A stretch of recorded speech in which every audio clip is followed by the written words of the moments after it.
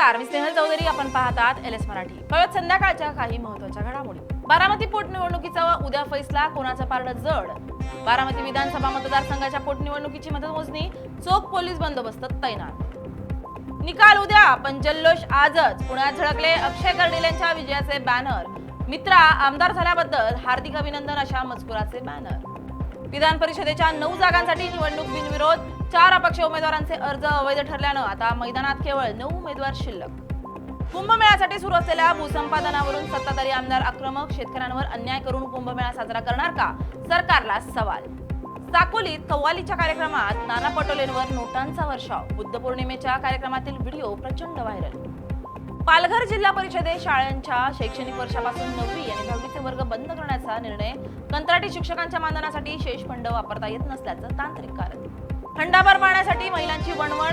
परभणीत पाण्यासाठी महिलांचा विहिरीत उतरून जीव घेणा प्रवास. छत्रपती संभाजीनगर शहरात सुरू असलेल्या अतिक्रमण हटाव मोहिमेचा फटका दिव्यांग महिलेला. अत्यंत हृदयद्रावक व्हिडिओ सोशल मीडियावर व्हायरल. महिलेला अनावर झालेलं रडू पाहून नागरिकही हेलावले. वेरूळ लेणीत मधमाशांचा धुमाकूळ. पर्यटकांवर भीषण हल्ला. हल्ल्यात जवळपास 100 पर्यटकांना मधमाशांनी चावा घेतला. एक महिला पर्यटक गंभीर जखमी. परभणी पुलाच्या कामाजवळ भीषण अपघात. क्रेटा कारचं नियंत्रण सुटून एकाचा जागीच मृत्यू.